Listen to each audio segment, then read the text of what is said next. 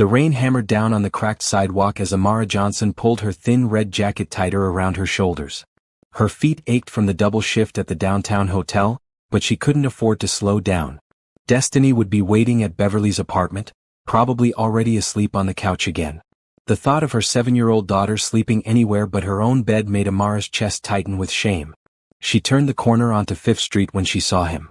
A man in an expensive navy suit stumbled forward, one hand pressed against his chest, his face twisted in agony. His perfectly styled brown hair was now disheveled, and sweat mixed with rainwater streamed down his pale face. He looked like he belonged in a boardroom, not collapsing on a wet sidewalk in the worst part of town.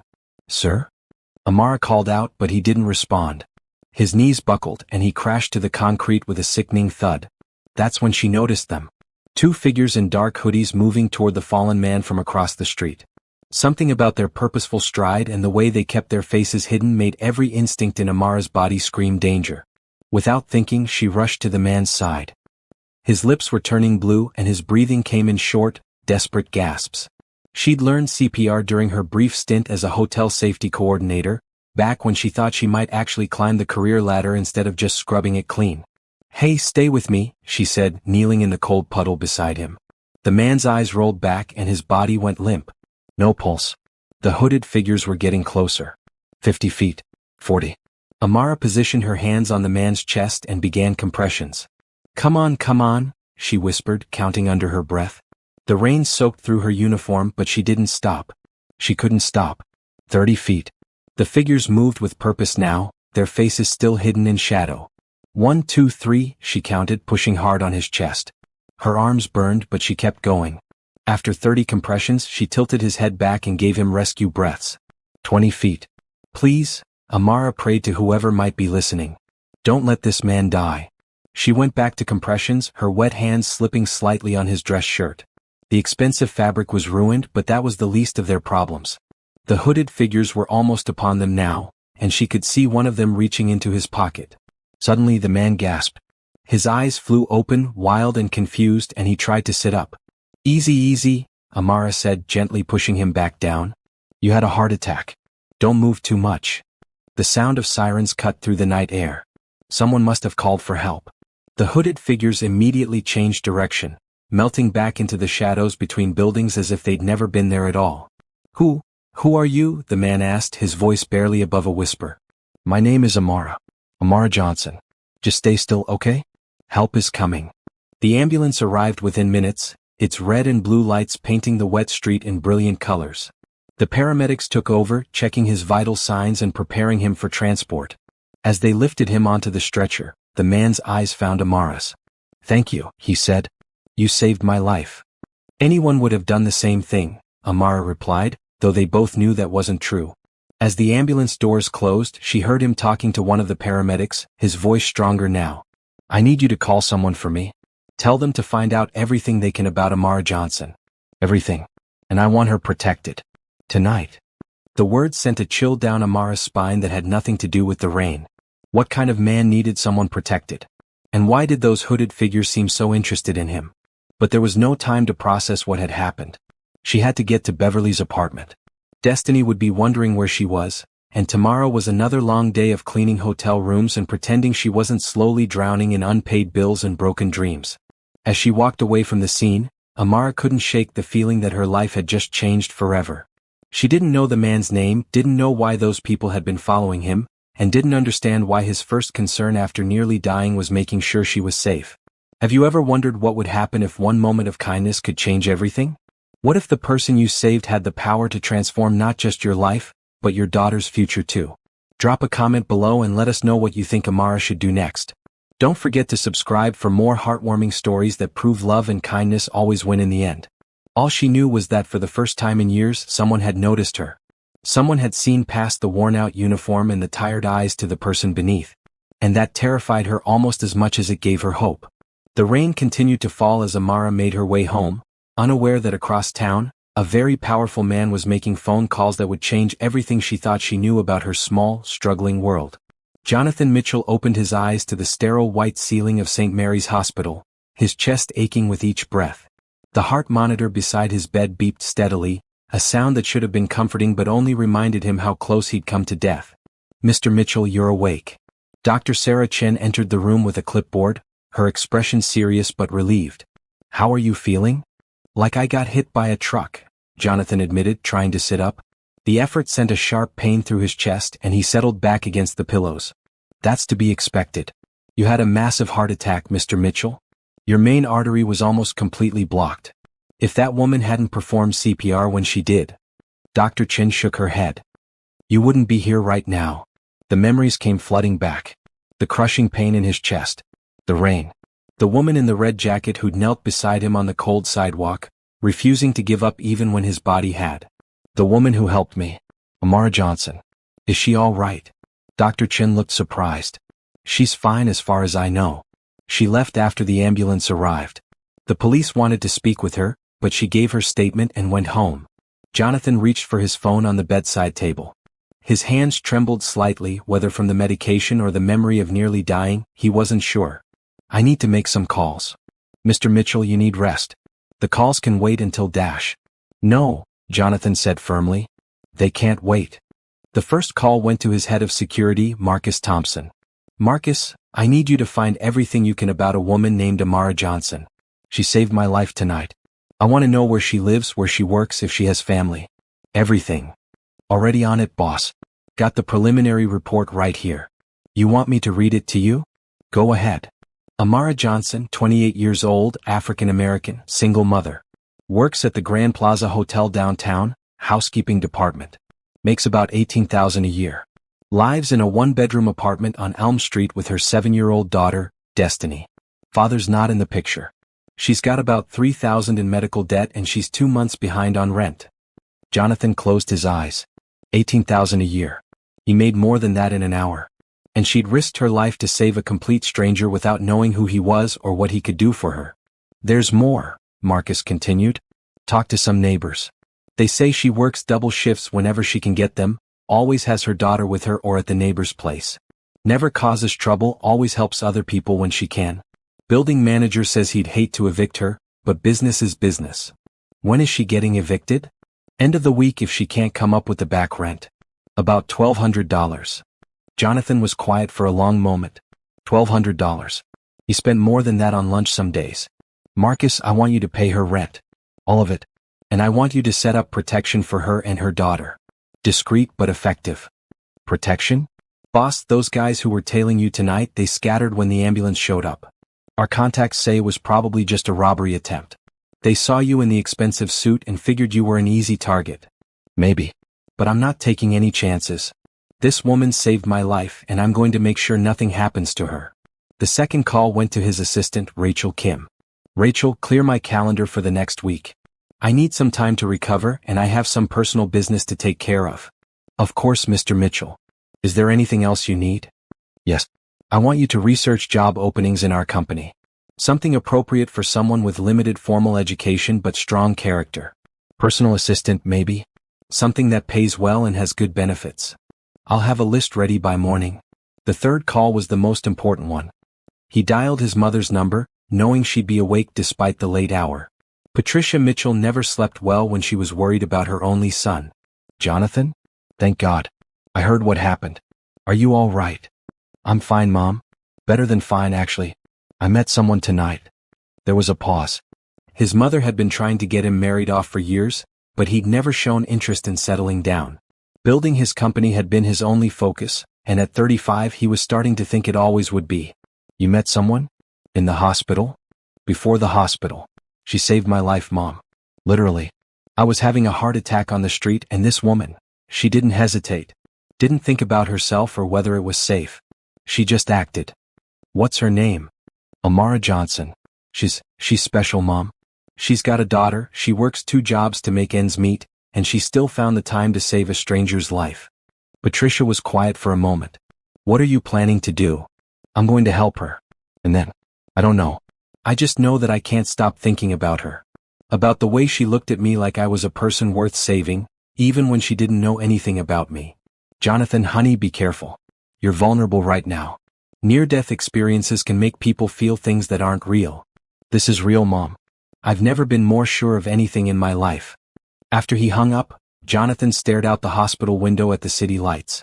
Somewhere out there, Amara Johnson was probably lying awake in her one-bedroom apartment, worried about how she was going to pay next month's rent. She had no idea that the man she'd saved was worth more than $3 billion. She had no idea that her act of kindness was about to change everything. But first he had to figure out how to approach her without scaring her away. A billionaire showing up at a struggling single mother's door could seem like a fairy tale or a nightmare, depending on how it was handled. Jonathan smiled for the first time since waking up.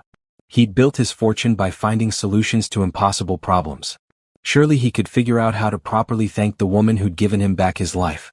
The heart monitor continued its steady beep as Jonathan began planning what might be the most important business proposal of his career. Only this time, success wouldn't be measured in dollars and profits. It would be measured in whether he could convince Amara Johnson to let him into her world, and maybe, eventually, into her heart. Amara stood in front of her bathroom mirror, trying to cover the dark circles under her eyes with the last bit of concealer in a tube she'd been stretching for 2 months. The face looking back at her showed every one of her 28 years and then some. 3 days had passed since the incident with the businessman, and she couldn't shake the memory of his intense green eyes or the way he'd insisted on having her protected. A knock at the door interrupted her morning routine. Probably Mrs. Rodriguez from next door wanting to borrow sugar again. Amara opened the door with a smile that froze on her face when she saw who was standing there. It was him. The man she'd saved, looking nothing like the dying stranger from the rainy sidewalk. He wore a perfectly fitted charcoal gray suit and held a large bouquet of yellow sunflowers. His brown hair was styled, his face had color in it again, and he looked like he belonged on the cover of a business magazine. "Hello, Amara. My name is Jonathan Mitchell." What are you doing here?" she asked, suddenly aware of her faded green cleaning uniform and the peeling paint on her apartment door. "I came to thank you properly, and to make you an offer. May I come in?" Amara hesitated. Destiny was still asleep in the bedroom, and their tiny apartment was nothing like the world this man clearly came from. But something in his eyes, the same vulnerability she'd seen that night, made her step aside. "It's not much," she said as he entered. The living room was barely big enough for a worn couch, a small television, and Destiny's art supplies scattered across a coffee table that wobbled. "It's perfect," Jonathan said, and the way he said it made her believe he meant it. "These are for you." He handed her the sunflowers. "I remembered you were wearing yellow earrings that night." Amara's hand went instinctively to her ears. The small yellow studs had been a gift from Destiny last Christmas, purchased with allowance money saved for months. "You remembered that?" "I remember everything about that night. Especially the part where you saved my life. Anyone would have done the same thing." "No, they wouldn't have." Jonathan's voice was firm. "I've done some research, Amara. I know about your situation. I know you work double shifts at the hotel, I know about your daughter, and I know you're struggling." Amara felt heat rise in her cheeks. "If you're here to offer charity, you can leave right now. I don't need pity from anyone. That's not what this is." Jonathan sat down on the edge of her couch, careful not to disturb the child's drawings spread across the cushions. "I'm here to offer you a job." "A job?" "I need a personal assistant. Someone I can trust, someone with integrity, someone who doesn't want anything from me except honest work for honest pay." Amara stared at him. "You don't know anything about me. I clean hotel rooms for a living. I don't know anything about being a personal assistant to whoever you are. I'm the CEO of Mitchell Technologies. We develop software for medical devices. And you're wrong, I know everything I need to know about you. You're kind, you're brave, you think of others before yourself, and you don't give up when things get difficult." "Mommy?" A small voice came from the bedroom doorway. Destiny appeared, rubbing her eyes, her hair sticking up in every direction. She wore pink pajamas with unicorns on them. "Come here, baby," Amara said, holding out her arm. Destiny padded over and climbed onto her mother's lap, eyeing Jonathan with curiosity. "Who's that?" she whispered loudly. "This is Mr. Mitchell.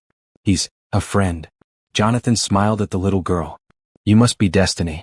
Your mom told me about you." "She did?" Destiny perked up. "Did she tell you I'm the best artist in my class?" "She should have. These drawings are amazing." Jonathan gestured to the papers on the coffee table. "Is this one a castle?" "It's our house," Destiny said proudly. "Except in my drawing we have a big yard and a dog and a room just for my art." Amara felt her heart squeeze. "Destiny, why don't you go get dressed for school?" "Okay, Mommy." Destiny hopped down and skipped back to the bedroom. Jonathan watched her go, his expression thoughtful. She's beautiful. She looks just like you. Mr. Mitchell, I appreciate the job offer, but I can't just quit my job at the hotel. I have bills to pay and I can't afford to take risks. The job pays $80,000 a year to start, with full health benefits and a housing allowance. Amara nearly choked. $80,000? That's more than 4 times what I make now. Plus overtime when needed, 2 weeks paid vacation, and an education fund for Destiny. Why? Amara asked quietly. Why are you doing this? Jonathan was quiet for a moment, looking around the small apartment. His eyes lingered on a photo of Amara and Destiny at the park, both of them laughing at something off camera. Because 3 nights ago I was dying on a sidewalk in the rain. I was alone, scared, and convinced that my life was over. And you appeared out of nowhere like an angel. You didn't know who I was, you didn't know if I was dangerous, you didn't know if those men watching us meant harm. But you knelt down in a puddle and fought to save my life anyway. He turned to look at her directly. I've spent my whole adult life building a company, making money, achieving success. But in that moment, lying on the wet pavement, I realized that none of it mattered. The only thing that mattered was that there was still kindness in the world. There was still someone willing to risk everything for a stranger. Amara felt tears prick her eyes. I just did what anyone should do. That's exactly why I want you working with me. Because you believe that kindness is normal, that helping people is just what you do. In my world, that's revolutionary. Mommy, I can't find my blue shirt, Destiny called from the bedroom. Just a minute, baby. Amara looked at Jonathan. I need time to think about this. Of course.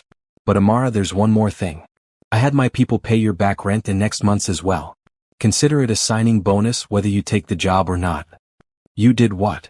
Amara stood up so quickly she nearly knocked over the vase holding his sunflowers. I told you I don't want charity. It's not charity. It's gratitude. You gave me back my life. The least I can do is make sure you don't lose your home. I can't accept that. It's too much. Jonathan stood as well, his expression gentle but determined. Amara, I know this is overwhelming. I know it seems too good to be true. But sometimes good things happen to good people. Sometimes the universe decides to balance the scales. The universe? Amara laughed, but there was no humor in it. The universe has spent the last 7 years kicking me while I'm down. My baby's father left when he found out I was pregnant. I dropped out of college to work. I've been passed over for promotions, had my hours cut, dealt with landlords who see a young black woman and assume I'm trouble.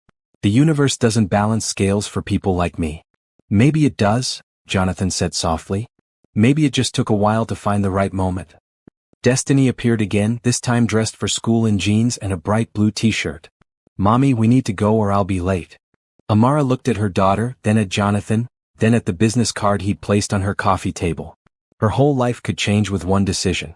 Everything Destiny had ever dreamed of could become reality. But what if it was too good to be true? What if this successful, handsome man had expectations she couldn't meet?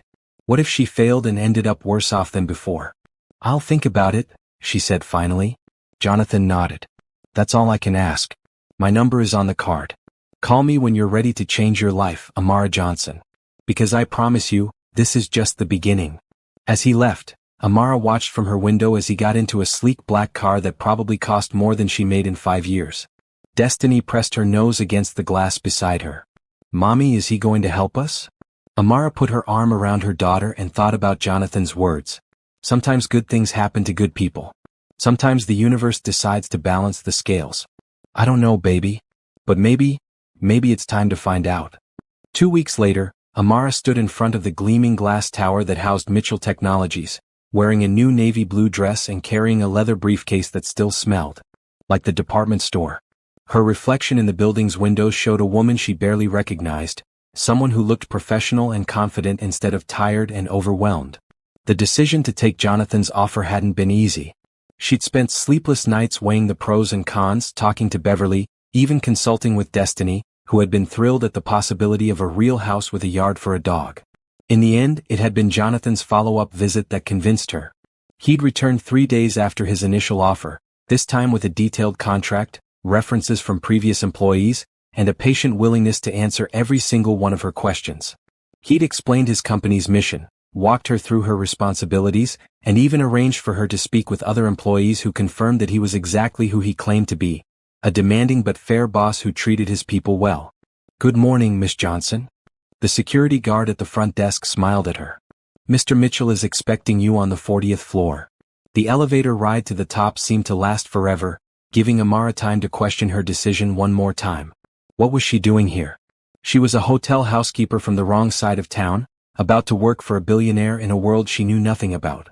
The elevator doors opened to reveal a reception area that looked like something from a magazine.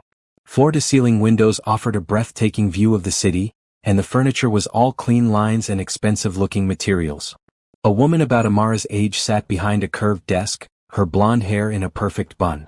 "You must be Amara," the woman said, standing with a warm smile. "I'm Rachel Kim, Mr. Mitchell's current assistant. Well, former assistant as of today. I'm being promoted to head of the marketing department." "Congratulations," Amara said, meaning it. "I'm terrified I won't be able to fill your shoes." "Nonsense. Mr. Mitchell doesn't make mistakes when it comes to people. He sees something in you or you wouldn't be here." Rachel gestured toward a closed office door. "He's in a meeting, but it should wrap up in a few minutes. Let me show you to your office." Amara followed Rachel down a hallway lined with modern art and photos of the company's various achievements. Her office turned out to be a bright, spacious room with its own view of the city and a desk that was bigger than her old kitchen table. "This is all mine?" Amara asked, running her hand along the smooth desktop. "All yours. Mr. Mitchell had it redecorated last week.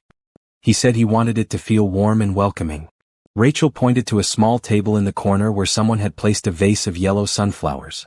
"Those were his idea too." Before Amara could respond, Jonathan appeared in the doorway. He wore a dark blue suit that probably cost more than her old monthly salary, but his smile was the same one she remembered from that night on the sidewalk. "Amara, welcome to Mitchell Technologies." He stepped into the office and suddenly the large space felt smaller. "I hope everything meets with your approval." "It's beautiful. Thank you." She gestured around the room. "But honestly, a cardboard box would have been an improvement over my old working conditions." Jonathan's expression grew serious. "You'll never have to settle for less than you deserve again. Not on my watch." The intensity in his voice made Amara's cheeks warm. "So, where do we start? I brought a notebook to take notes. Actually, I thought we'd start with lunch. There's someone I'd like you to meet." An hour later, they were sitting in an elegant restaurant downtown, across from a woman in her early 60s with silver hair and intelligent brown eyes. She wore a maroon sweater and pearls, and everything about her radiated class and warmth. "Amara, I'd like you to meet my mother, Patricia Mitchell," Jonathan said. "Mom, this is Amara Johnson." Patricia extended her hand with a smile that seemed genuine. "It's such a pleasure to finally meet you, dear. Jonathan has told me so much about you." "It's nice to meet you too, Mrs. Mitchell." Amara shook her hand, trying not to feel intimidated.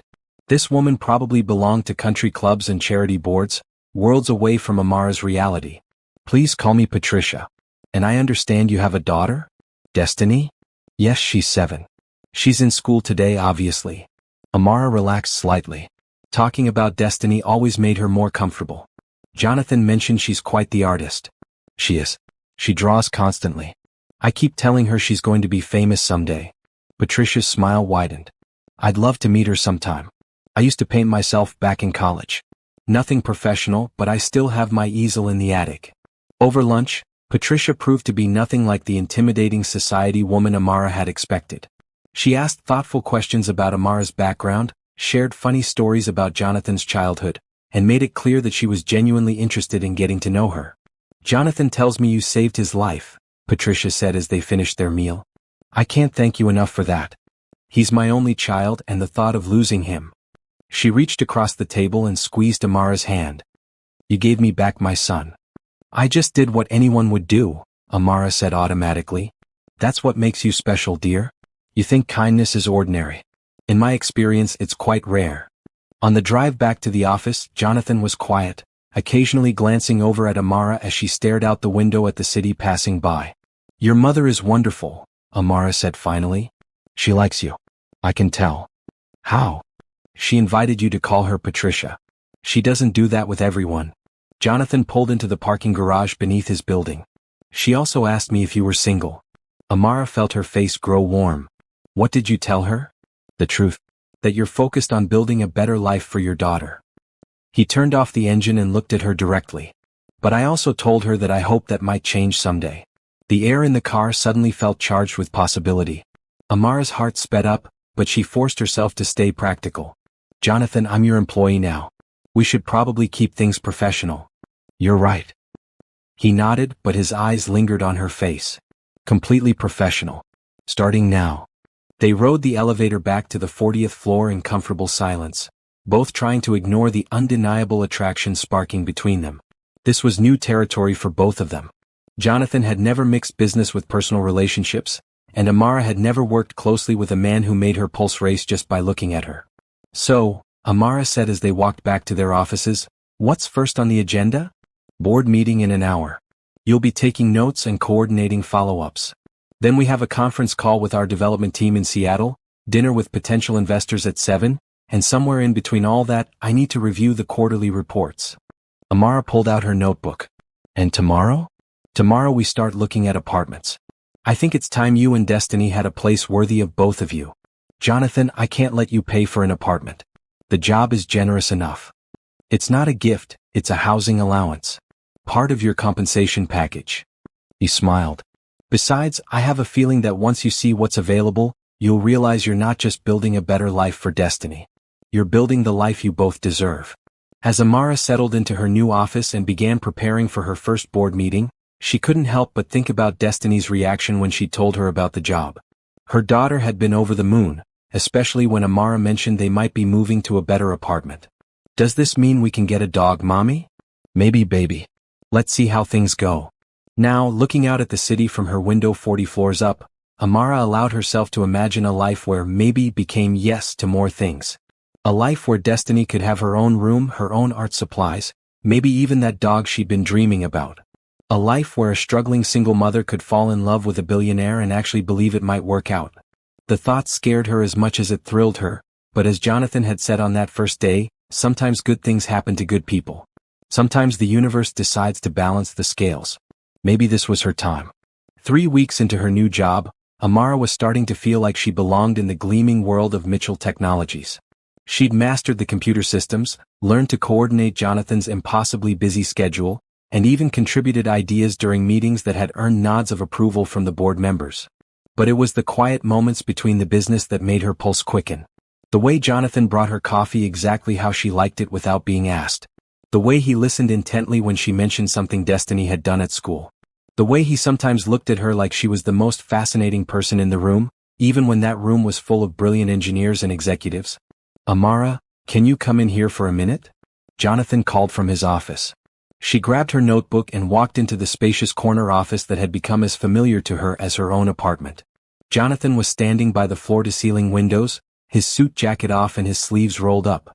The late afternoon sun highlighted the stressed lines around his eyes. "The Peterson account is giving us trouble," he said without preamble. "They're threatening to pull their contract." Amara set down her notebook.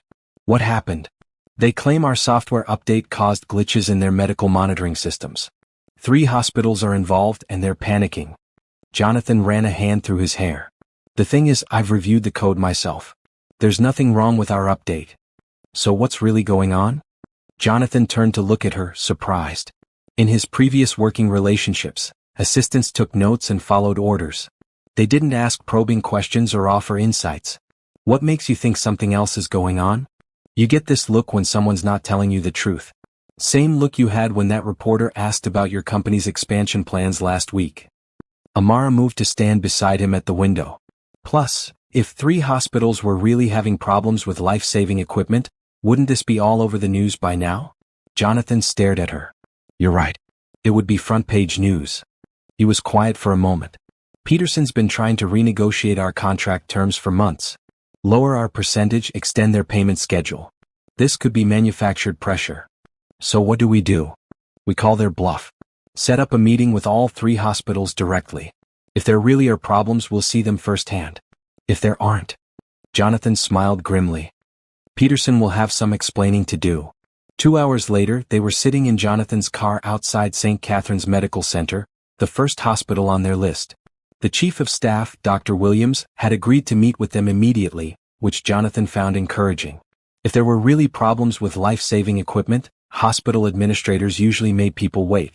"Mr. Mitchell, Ms. Johnson, thank you for coming so quickly," Dr. Williams said as he met them in the lobby.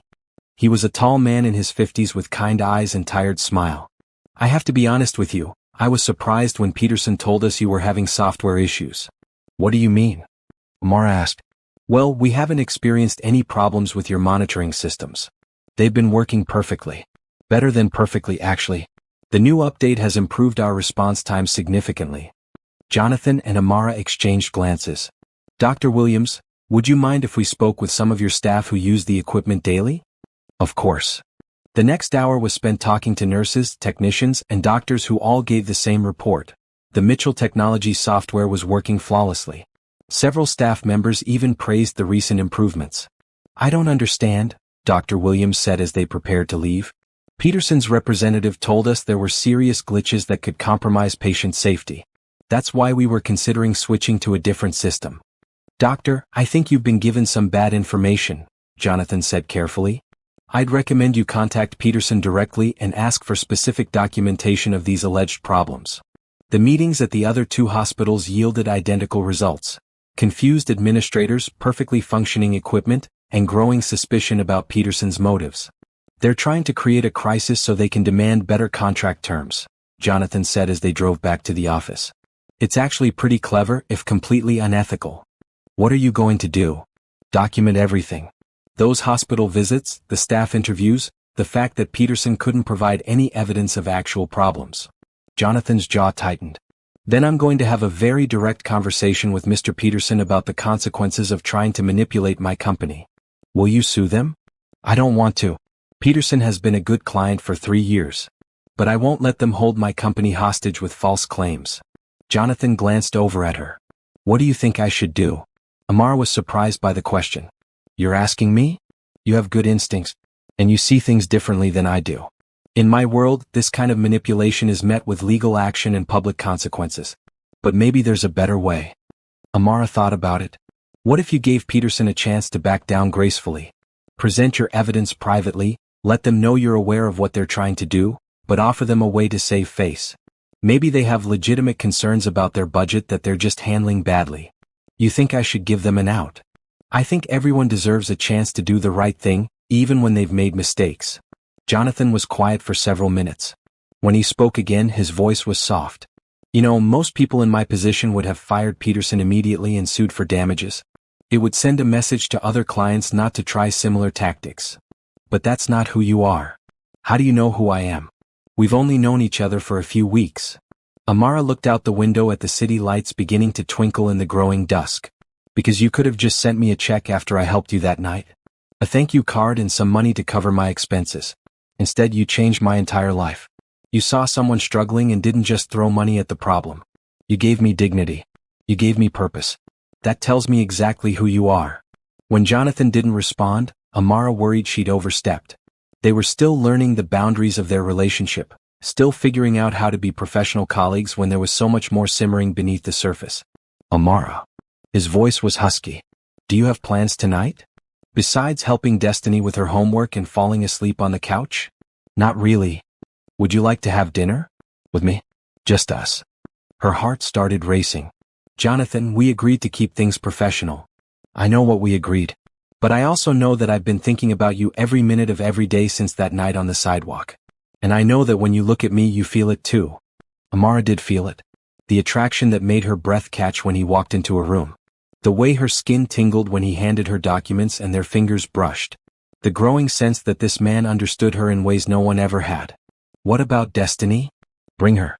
I know a place that makes the best chocolate chip pancakes in the city, and they serve breakfast for dinner. I think she'd like it. 2 hours later, they were sitting in a cozy diner that felt nothing like the elegant restaurants Jonathan usually frequented. Destiny was chattering happily about her day while working on a drawing, and Amara was watching Jonathan listen to her daughter with genuine interest. And then Tyler said that girls can't be astronauts, but I told him about Mae Jemison and Sally Ride and he got really quiet, Destiny was saying. Good for you, Jonathan said seriously. Never let anyone tell you that you can't do something because you're a girl. Mommy tells me I can be anything I want to be. Your mommy is very smart. Destiny looked up from her drawing. Are you going to marry my mommy? Amara nearly choked on her coffee. Destiny, that's not an appropriate question. Why not? You like him and he likes you. I can tell. Jonathan smiled. Your daughter is very observant. She's also very young and doesn't understand adult relationships, Amara said, her cheeks burning. I understand more than you think, Mommy, Destiny said matter-of-factly. Mr. Jonathan makes you smile differently than other people do. And he brought you those pretty flowers. And he gave us the nice apartment with my own room. Destiny? It's okay, Jonathan said gently. She's just asking an honest question. He turned to Destiny. I like your mommy very much. But right now we're getting to know each other better. Sometimes adults need time to figure out their feelings. Oh. Destiny considered this. Well, when you do figure it out, I think you should marry her. She's the best mommy in the world and you seem really nice. Plus, you're rich so we could get that dog I want. Despite her embarrassment, Amara couldn't help laughing. Destiny Rose Johnson, money isn't a reason to marry someone. I know, Mommy. But it doesn't hurt, right? Jonathan was laughing too, and the tension that had been building all evening suddenly dissipated. This was what had been missing from his life, he realized. Not just romance or companionship, but this sense of family, of belonging to something bigger than himself. You know what? He said to Destiny. I think you're absolutely right. Your mom is the best, and when the time comes, I promise to treat both of you like the treasures you are. As they walked back to his car after dinner, Destiny skipping ahead of them on the sidewalk, Jonathan caught Amara's hand. Thank you, he said simply. For what? For letting me into your world. For showing me what really matters. For being exactly who you are. Amara squeezed his hand. Thank you for seeing us. Really seeing us. Always, Jonathan promised, and in that moment both of them knew that whatever came next they would face it together. The professional boundaries they tried to maintain were crumbling, replaced by something much stronger and infinitely more frightening. They were falling in love and there was no stopping it now. Saturday morning found Amara standing in front of her new walk-in closet, staring at clothes she still couldn't quite believe belonged to her. Jonathan had insisted that part of her job required a professional wardrobe, and the shopping trip with his credit card had been both thrilling and terrifying. Today she'd chosen a soft green dress that brought out her eyes, paired with low heels that would be comfortable for chasing after Destiny. They were spending the day with Patricia Mitchell at her home, and Amara was more nervous than she'd been for any board meeting. Mommy, do I look okay? Destiny appeared in the doorway wearing a bright red dress with white flowers, her hair in neat braids with matching ribbons. You look beautiful, baby. Are you excited to meet Mrs. Patricia? Mr. Jonathan said she has art supplies and might let me paint with her. Destiny bounced on her toes. Do you think she'll like me? She's going to love you. Just be yourself. The drive to Patricia's house took them through increasingly upscale neighborhoods until they pulled into the driveway of a sprawling colonial home surrounded by perfectly manicured gardens. It was beautiful without being ostentatious, elegant but welcoming. Welcome. Patricia opened the front door before they could knock, wearing jeans and a soft blue sweater that made her look years younger than she had in the restaurant. I'm so glad you both could come.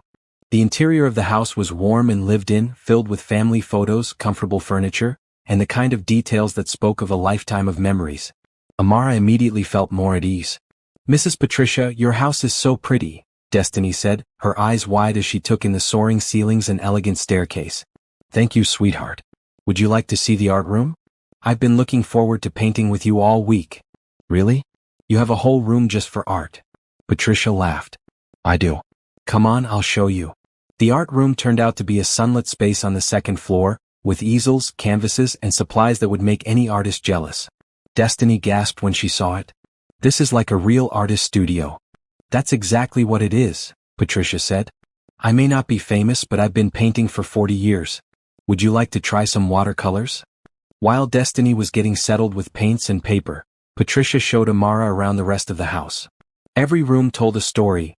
Jonathan's school photos on the piano, family vacation pictures covering an entire hallway, his childhood artwork still displayed on the refrigerator in the kitchen.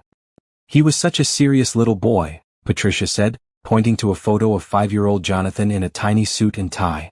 Always asking questions, always trying to understand how things worked. He still does that, Amara said fondly. Yesterday he spent 20 minutes explaining to Destiny how elevators work because she asked a simple question about going up and down. That sounds exactly like him. Patricia smiled. Would you like some coffee? We can sit on the back porch while Destiny paints. The back porch overlooked a garden that belonged in a magazine, with flower beds in full bloom and a small pond with a fountain.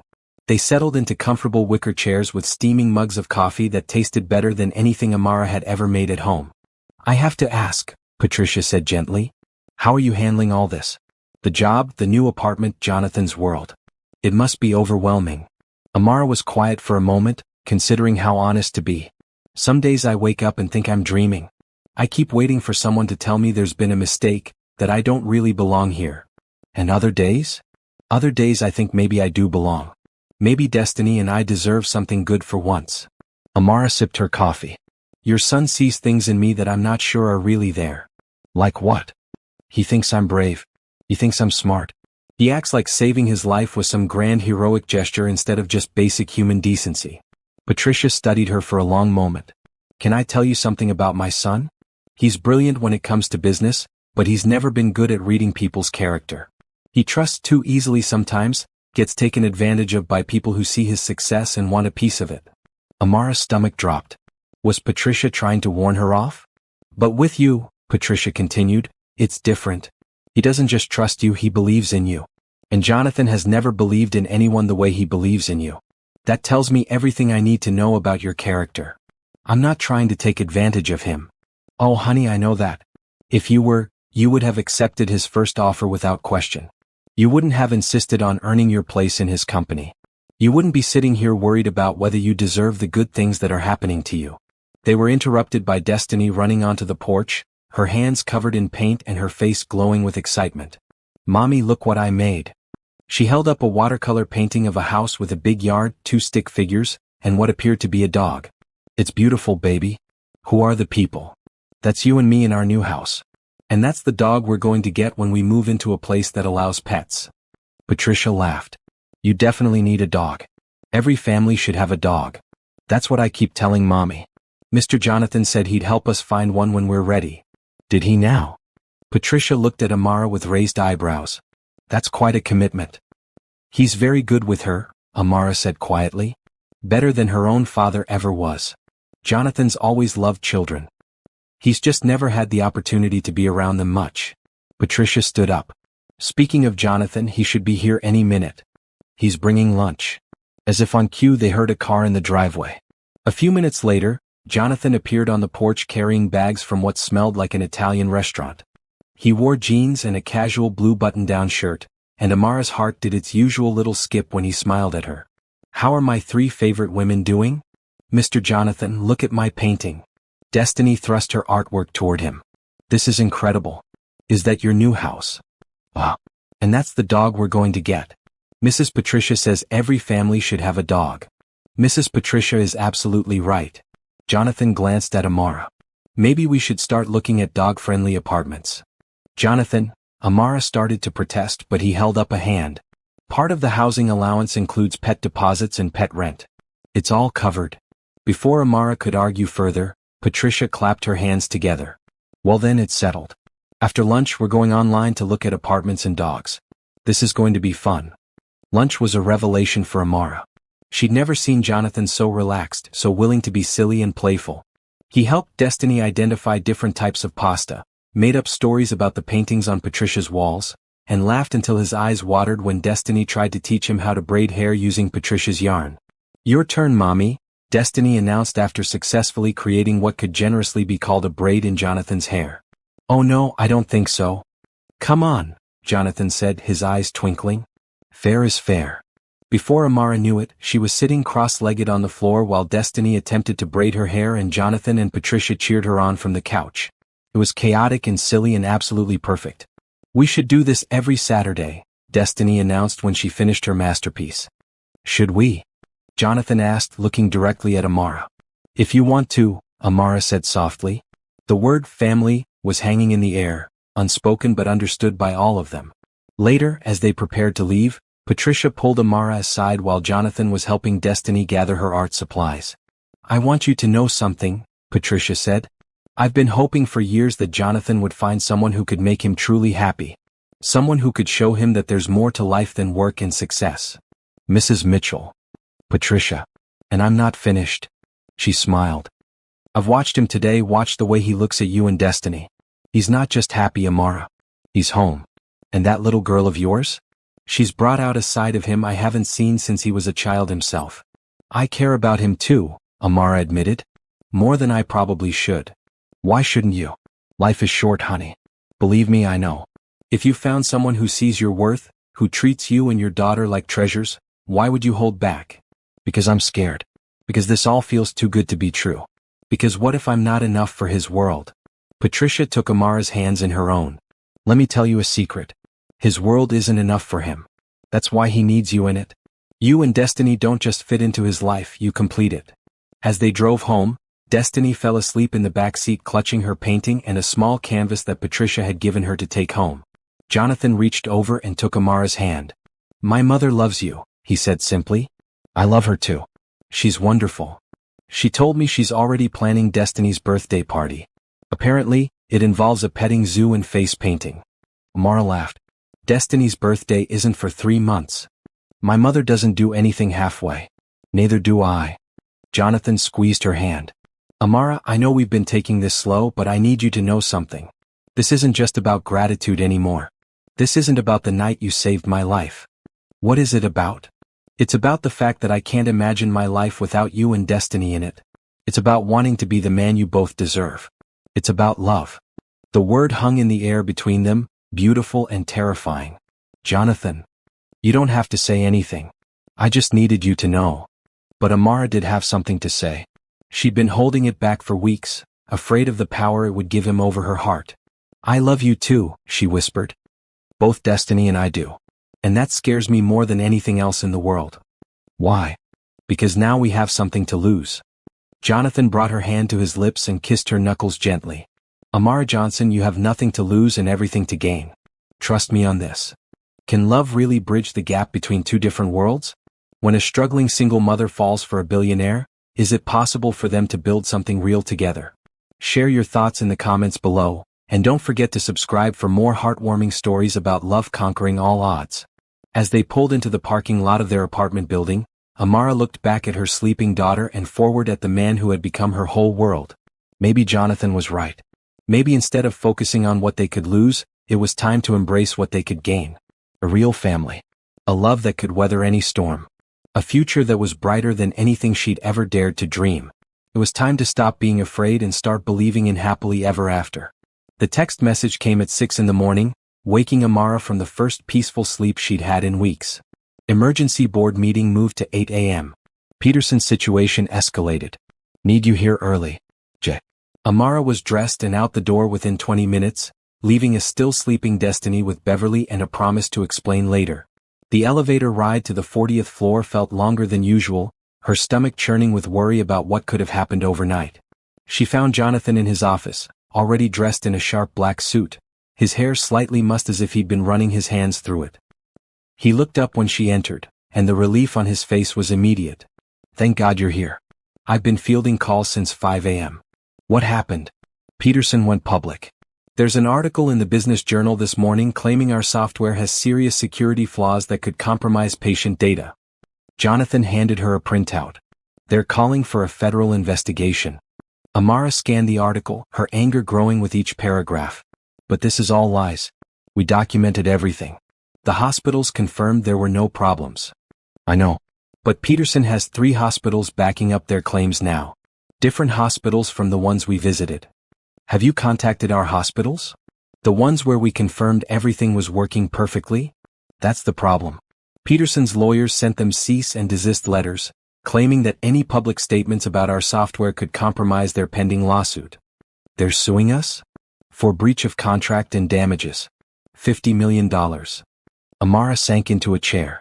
$50 million. The number was so large it didn't feel real. What does this mean for the company? It means we're fighting for our reputation and our future. If other clients start to doubt our security, we could lose everything. Jonathan moved to stand beside her chair. But we're going to fight this and we're going to win. I just need to know you're with me. Of course I'm with you. What do you need me to do? The next few hours were a whirlwind of phone calls, legal consultations and damage control. Amara found herself coordinating with lawyers, scheduling interviews with tech journalists, and helping Jonathan prepare statements for the press. She was amazed by how naturally she fell into crisis management mode, anticipating his needs and handling details before he even asked. The lawyers want to meet at 2, she said, bringing him his 4th cup of coffee of the day. And I've set up calls with our 5 biggest clients for this afternoon. If we can keep them from jumping ship, we'll have time to clear our name. What would I do without you?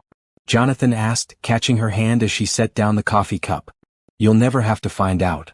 The board meeting was tense, with several members expressing concern about the company's future. But Jonathan presented their evidence methodically, showing documentation from the hospitals they'd visited and laying out a clear plan for fighting Peterson's claims. The truth is on our side, he concluded. Our software is solid, our security is unbreachable, and Peterson is manufacturing this crisis for financial gain. We're going to prove it. And if we can't? Asked board member Helen Rodriguez. Then we rebuild. But we won't have to because we're right. After the meeting, Amara found Jonathan standing by his office windows, staring out at the city. His shoulders were tense, and she could see the weight of responsibility pressing down on him. Talk to me, she said softly. I've built this company from nothing. 12 years of 18-hour days, of believing in something bigger than myself. If Peterson destroys it with lies. He shook his head. I don't know if I have another 12 years in me to start over. You won't have to start over. We're going to prove they're lying. What if we can't? What if they've covered their tracks too well? Amara moved to stand beside him. Then we'll build something even better. But that's not going to happen because you're the most determined person I've ever met. You don't give up when things get difficult. I gave up once, Jonathan said quietly. After my father died, I almost sold the company. I was 25, overwhelmed and convinced I couldn't fill his shoes. I had the papers drawn up and everything. What stopped you? My mother. She came to the office and found me packing up his things. She sat me down and told me that my father didn't build this company for himself. He built it to help people, to make medical care better and safer. She said if I sold it, I'd be abandoning everyone who needed what we could create. She was right. She was. And she's right about you too. Amara looked at him in confusion. What do you mean? She told me that you're not just someone who happened to save my life. You're someone who was meant to be in my life. Someone who makes me better than I am alone. Jonathan turned to face her fully, his green eyes intense. Amara, I know this isn't the right time with everything that's happening with the company. But I can't wait anymore. I can't pretend this is just about business or gratitude or even friendship. Jonathan. I'm in love with you. Completely, utterly head over heels in love with you. I love your strength, your kindness, your intelligence. I love the way you make me laugh, the way you challenge me to be better. I love watching you with Destiny, seeing the amazing mother you are. He reached up to cup her face in his hands. And I love the way you see the best in people, even when they don't deserve it. I love you too, Amara whispered. I've been trying to be practical and smart and careful. But I can't help it. You've become everything to me. Then marry me. The words hung in the air between them, beautiful and impossible. What? Marry me, Amara. I know it's fast, I know it's complicated, but I've never been more sure of anything in my life. I want to be Destiny's father. I want to build a life with both of you. I want to wake up every morning knowing that you're mine and I'm yours. Amara felt tears spring to her eyes. Jonathan, we've known each other for 2 months. People will say I'm only marrying you for your money. People will say a lot of things. The only opinions that matter are yours, mine, Destiny's, and my mother's. And I already know where she stands. This is crazy. The best things in life usually are. Jonathan smiled, that same smile that had been haunting her dreams for weeks. Besides, didn't Destiny already give us her approval? She said we should get married so she could have a dog. Despite everything, Amara laughed. She did say that. So what do you say? Will you take a chance on us? Will you let me love you and Destiny the way you both deserve to be loved? Looking into his eyes, Amara saw their entire future laid out. She saw Saturday mornings with Patricia, saw Destiny growing up confident and secure, saw herself learning to believe that she deserved happiness. She saw love that was real and lasting and strong enough to weather any storm. Yes, she whispered. Yes, I'll marry you. Jonathan's kiss was soft and sweet and full of promise. When they broke apart, he rested his forehead against hers. I don't have a ring yet. I don't need a ring. I just need you. You'll have both. Everything, Amara. I want to give you everything. You already have. They were interrupted by Amara's phone buzzing with a text from Beverly. Destiny wants to know when you're coming home. She has something important to tell you. I should go, Amara said reluctantly. Destiny's waiting for me. Can I come with you? I'd like to ask her permission properly. Permission for what? To marry her mother. To be her father. To make us a real family. An hour later, they were sitting in Amara's living room while Destiny showed them her latest artwork. A drawing of 4 stick figures and a dog standing in front of a big house. Who's this? Jonathan asked, pointing to the tallest figure. That's you. And that's Mommy, and that's me, and that's our dog. Destiny looked up at him seriously. Are you going to live with us now? Would you like me to? Yes. Mommy's happier when you're around. And you know how to make really good pancakes. Jonathan looked at Amara, who nodded encouragingly. Destiny, how would you feel if I asked your mommy to marry me? Destiny's eyes went wide. Really? You want to marry Mommy?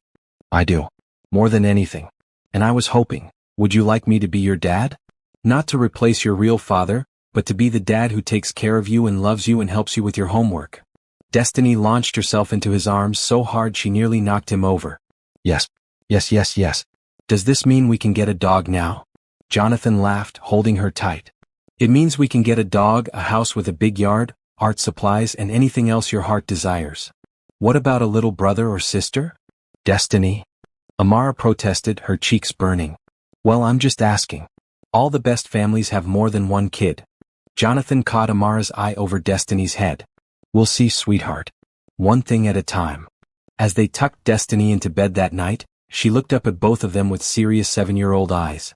Are you sure you want to marry us? We don't have very much money, and our car makes funny noises sometimes. Jonathan knelt beside her bed. Destiny, you and your mom are the richest people I know. You're rich in love, in kindness, and all the things that really matter. I'm the one who should be asking if you're sure you want me. We want you, Destiny said firmly. Right, Mommy? Right, baby. We want him very much. Later, as they sat on Amara's small couch planning their future, Jonathan pulled out his phone. What are you doing? Looking at houses. If we're going to be a family, we need a place that belongs to all of us.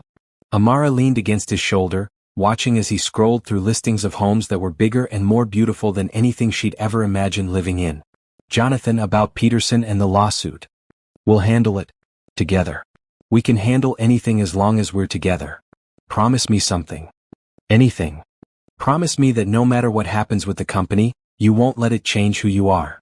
The man I fell in love with isn't defined by his business success.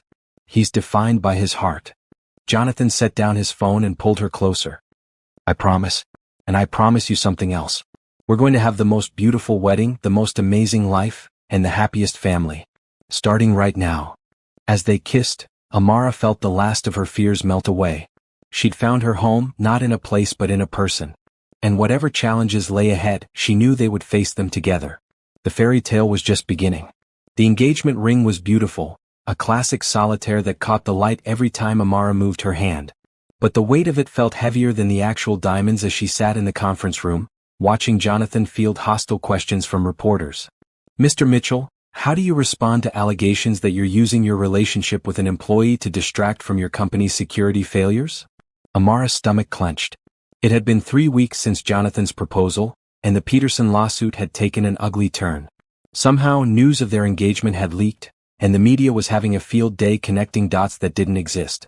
My personal life has nothing to do with this lawsuit, Jonathan replied evenly. The allegations against Mitchell Technologies are false, and we have documentation to prove it. But isn't it convenient that you became engaged right when these problems surfaced?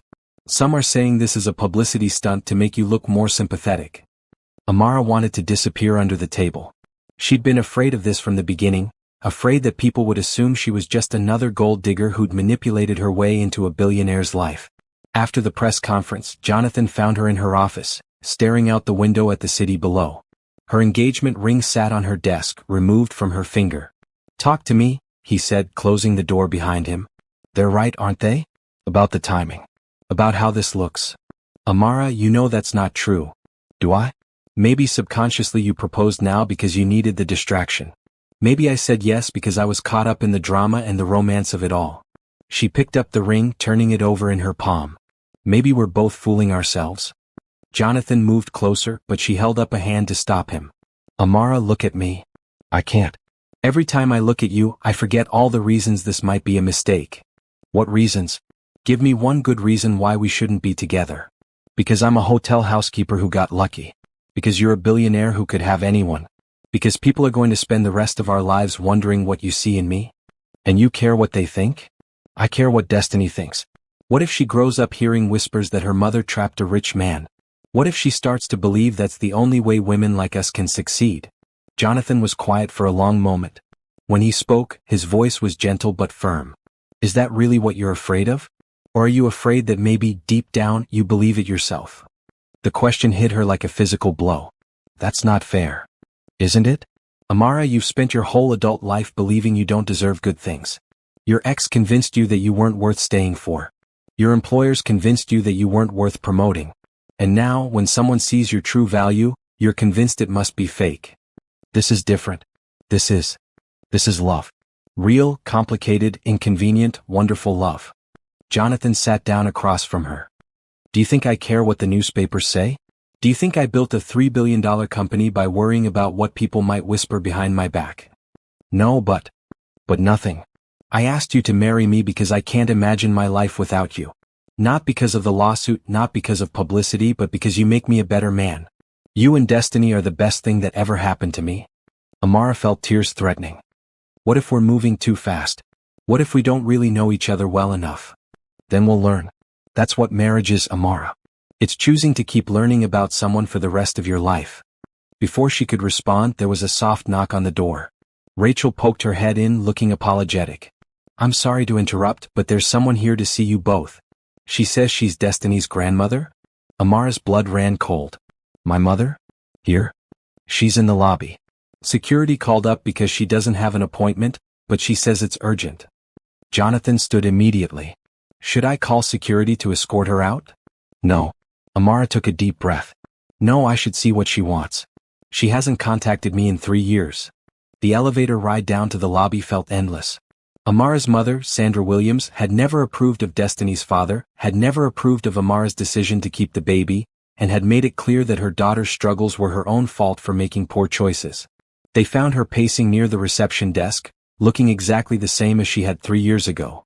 She wore a navy blue suit that had seen better days and carried herself with the rigid posture of someone who'd spent her life working in offices that didn't appreciate her. Mama, Amara said carefully. What are you doing here? Sandra turned, her dark eyes taking in Amara's professional attire and the elegant lobby around them. So it's true then. You really did manage to trap yourself a rich man. Excuse me? Jonathan stepped forward, but Amara placed a restraining hand on his arm. Mama, this is Jonathan Mitchell. Jonathan, this is my mother, Sandra Williams. Sandra looked Jonathan up and down with undisguised skepticism. You're younger than I expected. And white. Amara always did have a thing for men who would leave her eventually. Ma'am, I think there's been a misunderstanding, Jonathan said politely. I asked your daughter to marry me because I love her, not because she trapped me. Love. Sandra laughed bitterly. Honey, men like you don't love women like my daughter. You have fun with them for a while, maybe feel good about yourself for helping the poor single mother, but when it comes time to introduce her to your real friends, your real family, she gets left behind. That's enough, Amara said firmly. Why are you here, Mama? What do you want? I want to make sure you're not about to make another mistake that ruins your life. And I want to meet my granddaughter. It's been 3 years, Amara. Don't you think it's time? The words hung in the air between them, loaded with years of hurt and disappointment.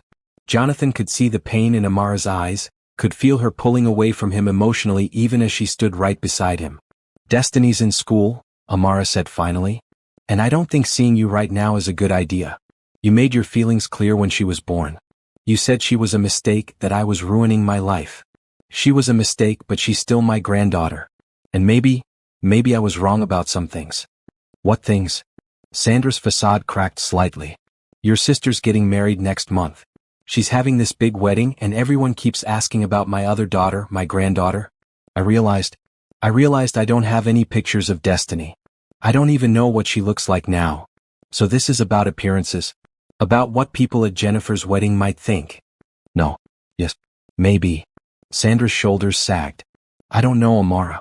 I see you here in this fancy building wearing expensive clothes and I think maybe you figured it out after all. Maybe you found a way to give Destiny the life I never could give you girls. The admission hung between them, raw and honest in a way Sandra had never been before. Mrs. Williams, Jonathan said gently, would you like to have lunch with us? We could talk more privately, and Amara could show you some pictures of Destiny. Sandra looked surprised by the invitation. You'd want to have lunch with me? After what I said. You're Amara's mother. That makes you family. And family deserves second chances. An hour later, they were sitting in a quiet restaurant downtown while Sandra looked through photos of Destiny on Amara's phone. Her expression softened with each picture. She's beautiful. She looks like you did at that age. Sandra handed the phone back. Tell me about her. What's she like? She's smart. Funny. She loves to draw and paint. She asks a million questions about everything. Despite her anger, Amara couldn't help smiling as she talked about her daughter. She's kind, like really kind. She gives her lunch money to kids who forget theirs, and she always includes the new kids when they're picking teams at recess. She sounds wonderful. She is. And she's never once asked why her grandmother doesn't want to see her, because I've never told her you exist. The harsh words made Sandra flinch. Maybe I deserve that. You do. But Destiny doesn't deserve to grow up thinking half her family doesn't love her. Jonathan watched the exchange quietly, understanding more about Amara's fears with each revelation. She'd grown up believing that love was conditional, that people who claimed to care about her would eventually find her lacking and leave. Her mother had abandoned her emotionally when she needed support most, and Destiny's father had abandoned them both physically. No wonder she was terrified that he would do the same thing eventually. I'd like to meet her, Sandra said quietly. If you'll let me. I know I don't deserve it, but I'd like to try to be the grandmother she should have had from the beginning. Amara looked at Jonathan, uncertainty clear in her eyes. He nodded encouragingly. We can start slowly, Amara said. Maybe coffee sometime when Destiny's out of school. But Mama, if you're going to be in her life, you have to really be in it. I won't let you disappoint her the way you disappointed me. I understand. After Sandra left, Amara and Jonathan walked back to the office in silence. The earlier tension between them had shifted but not disappeared entirely. She's part of why you're afraid, isn't she? Jonathan asked as they waited for the elevator. Your mother, Destiny's father, they both made you believe that you're not worth staying for. Wouldn't you be afraid? Everyone who's supposed to love me unconditionally has found reasons to leave or stay away. I'm not everyone else, Amara. I'm not going anywhere. You say that now. But what happens when the novelty wears off? When you remember that I don't know which fork to use at fancy dinners, or when your business associates make comments about your wife's background. The elevator doors opened, but neither of them moved to get on. Is that really what you think of me? That I'm so shallow, so concerned with appearances, that I'd care about any of that? I think you're a good man who might not realize what he's signing up for. Jonathan hit the button to send the elevator away without them. Then let me make something very clear. I don't care if you never learn which fork to use. I don't care if my business associates approve of you, because their opinions are worthless to me. I don't care about any of the superficial things that you think define the difference between your world and mine. Then what do you care about? I care about the way you make me laugh. I care about how patient you are with Destiny when she asks the same question 50 times. I care about your strength, your intelligence, your capacity for forgiveness. He moved closer to her. I care about the way you see the best in people even when they don't deserve it. Like your mother. Like Peterson, when you suggested we give them a chance to back down gracefully. Jonathan. I care about waking up next to you for the rest of my life. I care about watching Destiny grow up and maybe having more children together someday. I care about growing old with the woman who saved my life in every way a person can be saved. Amara felt her walls beginning to crumble. What if I can't be the wife you need? What if I embarrass you? The only thing that would embarrass me is if I let fear keep me from marrying the love of my life.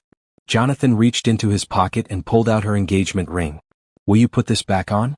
Will you trust me, trust us, enough to take this leap? Looking into his eyes, Amara saw the same sincerity that had convinced her to take the job, to move into a better apartment, to believe that maybe she deserved happiness after all. Yes, she whispered, holding out her hand. But if you ever make me regret this decision, Jonathan Mitchell, I will personally make sure your next heart attack is from the stress I put you through. Jonathan laughed as he slipped the ring back onto her finger. Deal. But I can promise you, the only stress you'll ever cause me is the good kind. The kind that comes from loving someone so much it scares you. It does scare me. Me too. But we're going to be scared together, and that makes all the difference. As they finally got on the elevator, Amara leaned against Jonathan's shoulder and allowed herself to believe, maybe for the first time in her life, that she was exactly where she belonged. The challenges weren't over. The lawsuit was still pending, her mother was still a complicated presence in her life, and there would always be people who questioned their relationship. But love was bigger than all of that. Love was choosing each other every day despite the doubts and fears and outside pressures. Love was what had brought them together on a rainy sidewalk, and love was what would carry them through whatever came next. The call came at 2 a.m, jolting Amara from a deep sleep. Jonathan's name flashed on her phone screen, and she answered immediately, her heart pounding with worry. Jonathan? What's wrong? Turn on channel 7. Now. Amara fumbled for the remote, accidentally waking Destiny, who appeared in her bedroom doorway rubbing her eyes. Mommy? What's happening? Just come sit with me, baby. Amara patted the bed beside her as she found the news channel. The headline made her blood run cold. Mitchell Technologies CEO accused of bribing witnesses in multi-million-dollar lawsuit. The reporter was standing outside Jonathan's building, speaking directly to the camera. Sources close to the Peterson case alleged that Jonathan Mitchell offered substantial payments to hospital administrators in exchange for false testimony about his company's software. These new allegations suggest a pattern of corruption that goes far beyond the original security concerns. It's all lies, Jonathan's voice came through the phone, tight with anger and exhaustion. Peterson's people are getting desperate. They're throwing everything they can at us. What sources? Amara asked, muting the television. Who would say something like that? We don't know yet. The reporter won't reveal them. But Amara, there's something else. They have photos. Photos of what? Of us. At the hospitals. They're saying the visits were part of a bribery scheme, that you were there to deliver payoffs. Amara felt the world tilt around her. They're implicating me? It gets worse. They found out about your past financial troubles, about the eviction notice, about everything. They're painting a picture of a desperate woman who seduced a wealthy man to escape poverty. Destiny climbed onto the bed beside her mother, sensing the tension even if she couldn't understand the words. Amara automatically put her arm around her daughter, pulling her close. Mommy, why do you look scared? Destiny whispered. It's going to be okay, baby. Just some grown-up problems that we'll figure out. But privately, Amara wasn't sure anything was going to be okay. The news story continued with interviews from anonymous sources, who claimed to know details about their relationship, about the job offer, about everything that had happened between them. Jonathan, they know about my job at the hotel. They know about the back rent you paid. They're making it sound like you planned the whole thing. I know. My lawyers are already working on this, Amara. We'll sue them for defamation. We'll prove every word is false. But what if people believe it? What if your clients start pulling out? There was a long pause. 2 clients have already called emergency meetings for tomorrow. They're concerned about the company's reputation and want to re-evaluate their partnerships. Amara closed her eyes. This was exactly what she'd been afraid of from the beginning. I should resign. Distance myself from the company until this blows over. Absolutely not. That would just make us look guilty. We do look guilty, Jonathan. Don't you see that? A poor single mother who just happened to save the life of a billionaire, who just happened to get a high-paying job and a marriage proposal within weeks of meeting him. It's exactly the kind of story people love to tear apart. Because they're jealous. Because they can't believe that sometimes good things happen to good people. Or because it really does look too convenient to be true. The conversation was interrupted by another call coming through on Jonathan's line. That's my head of security. I have to take this. Can you come in early tomorrow? We need to strategize. Of course. After hanging up, Amara sat in her dark bedroom with Destiny asleep beside her, watching the news coverage repeat the same damning story over and over. Each time they showed the photos of her and Jonathan visiting the hospitals, each time they mentioned her meteoric rise from housekeeping to the executive suite, she felt smaller and more ashamed. Maybe her mother had been right. Maybe she was fooling herself thinking she could fit into Jonathan's world. The next morning brought fresh headlines and new accusations. By the time Amara arrived at the office, there were protesters outside the building holding signs that read "Justice for Peterson" and "Stop Corporate Corruption." Ms. Johnson. A reporter thrust a microphone in her face as she tried to enter the building. How do you respond to allegations that you were involved in witness tampering? Did you know about the bribes when you accompanied Mr. Mitchell to the hospitals? No comment, Amara said, pushing through the crowd with her head down. Is it true that you seduced Mr. Mitchell as part of an elaborate scheme to escape poverty? How much money did Peterson pay you to help frame Mitchell Technologies? The questions followed her into the lobby, where security finally blocked the reporters from entering. But the damage was done. Amara felt like everyone was staring at her, judging her, wondering if the accusations might be true. She found Jonathan in his office with his legal team, looking like he hadn't slept at all. His usual perfect appearance was disheveled, his tie loose, his hair messy from running his hands through it. "Any news?" she asked quietly. "Peterson's lawyers are demanding a settlement meeting. They want $50 million and they want you fired immediately." "Then do it." Everyone in the room turned to stare at her. "Amara, no," Jonathan said firmly. "Yes, fire me. Pay them whatever they want. This is destroying your company, and it's destroying your reputation. I'm not firing you and I'm not paying extortion money to liars and criminals. Then you're going to lose everything." Amara's voice cracked. "Look at what they've done already. Look at the protesters outside. How many clients have called since yesterday?" Jonathan's lawyer cleared his throat. 7 companies have requested meetings to discuss their contracts. 3 have already indicated they may terminate their agreements. "See? This is what I was afraid of. This is why we should have waited, should have been more careful." "Are you regretting our engagement?" Jonathan asked quietly. Amara looked around the room at the lawyers and executives who were pretending not to listen to their personal conversation. "Can we have a minute alone?" After the room cleared, Jonathan came around his desk to stand in front of her. "Talk to me. I'm not regretting our engagement. I'm regretting that my past is being used to destroy your future." Amara twisted her engagement ring, the diamond catching the morning light. "Maybe we should postpone the wedding. Until after this is resolved." "No. Jonathan, be practical. If we get married now, it will look like we're trying to prevent me from testifying against you. It will make everything worse. I don't care how it looks. Well, I do. I care that people think you're corrupt. I care that your clients are abandoning you. I care that your life's work is being destroyed because of me." Jonathan took her hands in his. "None of this is because of you. It's because Peterson is desperate and unethical. They would have found some other way to attack us if you weren't in the picture. But I am in the picture. And I'm making it worse. You're making it better. You're the only thing keeping me sane right now." Amara pulled her hands free. "I think I should stay at my old apartment for a while. Put some distance between us until this is over." "Absolutely not. It's not up to you, Jonathan. I'm not your wife yet. I can make my own decisions." The words came out harsher than she'd intended, and she immediately regretted them when she saw the hurt flash across his face. "Is that what you want? To make your own decisions? Without me? I want to protect you. I want to protect Destiny. I want to protect what we have together, even if that means stepping back temporarily. And I want to fight for us. I want to stand up to these bullies and prove that our love is stronger than their lies." They stared at each other across the space that suddenly felt vast despite their physical proximity. This was the choice point, Amara realized. The moment when they decided whether their relationship could survive external pressure or whether they would let other people's opinions drive them apart. "I'm scared," she admitted. "I'm scared that this is just the beginning. That being with you means destiny and I will always be targets for people who want to hurt you. And I'm scared that if you run now, you'll keep running every time things get difficult. That you'll always be looking for reasons why we don't belong together instead of fighting for reasons why we do." Before Amara could respond, Rachel burst into the office without knocking, her face flushed with excitement. "I'm sorry to interrupt, but you need to see this. Turn on channel 12. Now." Jonathan grabbed the remote and switched to the news channel, where a breaking news banner read, "Peterson executives arrested in fraud investigation."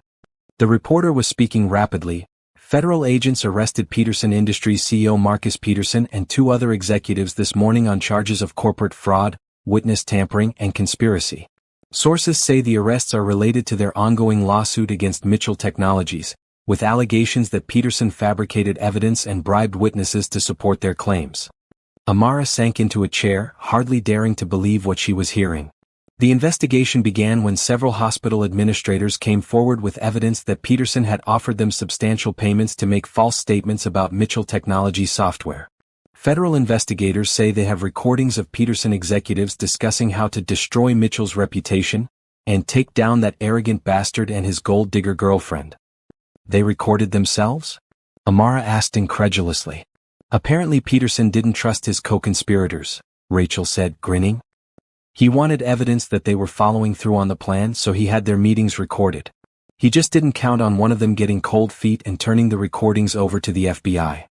Jonathan was already on the phone with his lawyer, but he reached for Amara's hand with his free one. She let him take it, feeling some of the tension leave her body for the first time in days. The news continued. In a statement released this morning, the FBI confirmed that their investigation found no evidence of wrongdoing by Mitchell Technologies or its employees. All charges and allegations against the company appear to have been fabricated as part of Peterson's scheme to force a lucrative settlement. "It's over," Jonathan said after hanging up the phone. "Peterson's company is finished. The lawsuit is dismissed. Our reputation is cleared. What about all the things they said about me? About us? They were lies, Amara. Documented lies from convicted criminals. No one will believe them now." Rachel was practically bouncing with excitement. The phone hasn't stopped ringing. All the clients who were wavering yesterday are calling to apologize and reaffirm their contracts. 3 new companies want to meet about partnerships. And the board wants to schedule a celebration dinner. But Amara was looking at Jonathan, seeing past the professional victory to the personal cost of the last few days. "I almost ran," she said quietly. "I almost let them win. But you didn't. You're here. We're here. Together. I'm sorry I doubted us. I'm sorry I let them make me afraid. We both made mistakes. The important thing is that we chose each other in the end." Rachel cleared her throat. "I hate to interrupt this beautiful moment, but there are about 50 reporters outside who want statements. And your mother called, Mr. Mitchell. She said to tell you that anyone who doubts Amara's character can answer to her personally." Despite everything, Amara laughed. "Your mother said that? My mother loves you. She's probably more offended by the attacks on your reputation than you are. So what happens now?" Jonathan smiled, the first genuine smile she'd seen from him in days. "Now we plan our wedding. Now we get that dog for Destiny. Now we build the life we've been dreaming about. And Peterson? Peterson can rot in federal prison while we live happily ever after." As they prepared to face the media together, Amara realized that the last few days had been a test. Not of their love, which had never wavered, but of their commitment to each other when the world tried to tear them apart. They had chosen each other over fear, over doubt, over the opinions of people who didn't know them or their story. And that choice, more than any romantic gesture or expensive ring, was what made her certain they were going to make it. The fairy tale was real not because it was perfect but because it was theirs. 6 months later, Amara stood in front of the full-length mirror in the bridal suite of the grand ballroom, hardly recognizing herself in the flowing white dress that had been Patricia's idea. The gown was simple but elegant, with delicate lace sleeves and a train that pooled gracefully behind her. Her hair was swept up in an intricate style that Beverly had insisted on practicing for weeks, and her makeup was flawless thanks to the professional artist Patricia had hired. "Mommy, you look like a princess," Destiny said from her perch on the velvet chair nearby. She wore a coral-colored flower girl dress that matched the wedding colors, her hair in ringlets with tiny white roses woven through. "Thank you, baby. Are you ready to walk down that aisle?" "I've been ready forever. Can I call him Daddy after the wedding?" "You said I had to wait until it was official." Amara's eyes filled with tears, and she quickly blotted them with the tissue Beverly handed her. "Yes, sweetheart. After today he'll officially be your daddy." The past 6 months had been a whirlwind of wedding planning, house hunting, and adjusting to their new life as an almost family. They'd found a beautiful colonial home with a huge backyard where Destiny could run and play, and where their new golden retriever puppy Princess could chase butterflies to her heart's content. The Peterson scandal had faded from the headlines, replaced by other news, but it had brought unexpected benefits. Jonathan's reputation had been stronger than ever after the truth came out, and several major companies had approached Mitchell Technologies specifically because they admired how he'd handled the crisis. More importantly, the experience had strengthened their relationship. They'd learned to trust each other completely, to face challenges together, and to never let outside voices drown out what they knew to be true about their love. A soft knock interrupted Amara's thoughts. "Come in," she called. The door opened to reveal Sandra, who had been a surprisingly helpful and enthusiastic participant in the wedding planning. She wore a navy blue dress that complemented her silver hair, and she carried a small wrapped box. "You look beautiful, sweetheart," Sandra said, her voice thick with emotion. "I brought you something. It was your grandmother's." Amara opened the box to find a delicate pearl necklace that she remembered from her childhood. "Mama, I can't take this. It should go to Jennifer. Jennifer has plenty of nice things. Besides, your grandmother would have wanted you to have it for your wedding day." Sandra moved behind Amara to fasten the necklace. "I know I haven't been the mother you deserved, but I'm proud of the woman you've become. I'm proud of the mother you are to Destiny." Thank you for being here, Mama. For being part of this. Thank you for letting me back in. Both of you. Sandra kissed her daughter's cheek carefully, avoiding her makeup. Now, I believe there's a very nervous groom downstairs who's been asking every 5 minutes if you're ready. Beverly poked her head through the door. It's time, honey. You ready to become Mrs. Mitchell? Amara took a deep breath, looking at her reflection one more time. The woman in the mirror looked confident, radiant, and loved. She looked like someone who deserved happiness, someone who had found her place in the world. I'm ready. The music began as they made their way to the top of the grand staircase. The ballroom below was filled with flowers, candles, and the people who mattered most to them. Jonathan's business associates mixed with Amara's co-workers from the hotel, Patricia's garden club friends chatted with Beverly's family, and Destiny's classmates giggled in the front row. But all Amara could see was Jonathan, standing at the altar in his perfectly tailored black tuxedo, his eyes locked on hers with an expression of pure love and wonder. Destiny went first, scattering rose petals with enthusiastic precision and waving at everyone she knew. The guests laughed at her exuberant performance, and even the string quartet smiled as they played. Then it was Amara's turn. She'd chosen to walk alone, not wanting anyone to give her away, because she was choosing this path herself. But as she made her way down the aisle, she felt the support of everyone who had helped her reach this moment. Beverly, who had been her rock through the hardest years. Sandra, who was learning to be the mother Amara had always needed. Patricia, who had welcomed her with open arms and loved Destiny like her own granddaughter. Rachel and the other employees who had become real friends. And most of all, Destiny, who had been brave enough to open her heart to a new father. But when she reached Jonathan and saw the tears of joy in his eyes, everything else faded away. This was what mattered. This moment. This choice. This love. You look perfect, he whispered as she took his arm. So do you. The ceremony was beautiful but simple, with personal vows that made everyone in attendance cry. Jonathan promised to love and protect both Amara and Destiny, to be the father and husband they deserved, and to never take for granted the miracle of their family. Amara promised to trust in their love, to be brave enough to accept the happiness she deserved, and to build a life with him that would honor the kindness that had brought them together. But the moment everyone would remember was when the minister asked if anyone had objections to the union. Destiny, who had been standing beside Amara as junior maid of honor, raised her small hand. I have something to say, she announced solemnly. The audience held its collective breath as the 8-year-old stepped forward. I just wanted to say that Mr. Jonathan, Daddy, makes my mommy smile all the time now. And he keeps his promises. He said we'd get a dog and we got Princess. He said we'd have a house with a big yard and we do. He said he'd love us forever and I believe him. She looked directly at Jonathan. Thank you for making us a real family. There wasn't a dry eye in the house as Jonathan knelt down to Destiny's level. Thank you for letting me be your dad. I love you, Destiny Rose Johnson. Soon to be Destiny Rose Mitchell. I love you too, Daddy. The rest of the ceremony passed in a blur of happy tears and joyful laughter. When the minister finally pronounced them husband and wife, Jonathan's kiss was soft and sweet and full of promise for all the years ahead. The reception was everything Amara had dreamed of and more. They had their first dance to At Last by Etta James, swaying together as if they were the only two people in the world. Patricia and Sandra bonded over wedding planning war stories, Beverly caught the bouquet and immediately started flirting with Jonathan's best man, and Destiny charmed every guest with her enthusiasm and confidence.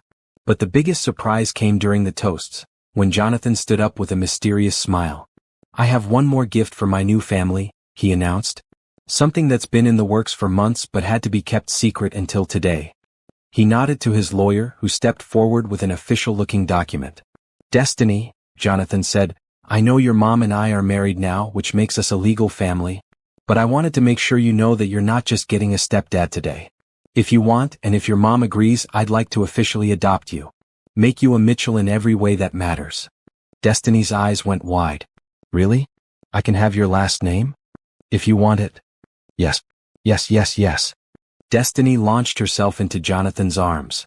Can I sign the papers now? Can we do it right now? We'll do it first thing Monday morning, Jonathan promised, holding her tight. Welcome to the family, Destiny Rose Mitchell. As the evening wound down, Amara found herself on the ballroom's balcony, looking out at the city lights and thinking about the journey that had brought her here. A year ago, she had been a struggling single mother with no prospects and no hope. Tonight, she was married to the love of her life, with a daughter who would never doubt she was wanted and loved. Penny for your thoughts, Mrs. Mitchell, Jonathan said, joining her at the railing. Just thinking about that night. When I found you on the sidewalk. If I had been 5 minutes later, if I had taken a different route home, if I had just kept walking. But you didn't. You stopped. You helped. You saved me in every way a person can be saved. We saved each other. Jonathan pulled her closer, and they stood together in comfortable silence, watching the city sparkle below them. So what happens now? Amara asked. What do Mr. and Mrs. Mitchell do for an encore? Now we live happily ever after. We raise our daughter, maybe add a few more kids to the family if we're lucky. We grow old together. We make sure Destiny never doubts that she's loved and wanted and capable of anything she sets her mind to. And professionally? Well, Mrs. Mitchell, I was thinking my new wife might be interested in expanding her role at the company. Maybe heading up our new charitable foundation? Making sure other struggling families get the help they need. Amara turned in his arms. A charitable foundation? The Destiny Foundation. 4 single mothers who need a hand up, not a handout. Job training, childcare assistance, educational support. What do you think? I think you're the most amazing man in the world. I think you're going to change the world one family at a time. As they kissed under the stars, Amara felt the last piece of her heart heal. The scared, hurt woman who had been convinced she didn't deserve love was gone, replaced by someone who knew her worth and wasn't afraid to claim her happiness. I love you, Jonathan Mitchell, she whispered against his lips. I love you too, Amara Mitchell. Forever and always. From inside the ballroom, they could hear Destiny's laughter mixing with the music and conversation. Their daughter was surrounded by family and friends, secure in the knowledge that she was cherished and protected. Princess was probably at home in their new house, sleeping in the expensive dog bed that Destiny had insisted on, waiting for her family to return. This was what happily ever after looked like, Amara realized. Not a fairy tale ending but a beautiful beginning. Not perfection but love strong enough to weather any storm. Not a rescue but 2 people choosing to build something wonderful together. The woman who had knelt on a wet sidewalk to save a stranger's life had found her own salvation in the process. And the man who had thought success was measured in dollars and achievements had learned that the only wealth that mattered was the love of a good woman and the laughter of a child who called him daddy. As they walked back into their reception, hand in hand, ready to dance the night away with their family and friends, both of them knew that this was just the beginning of their greatest adventure yet. The fairy tale was real and it was theirs.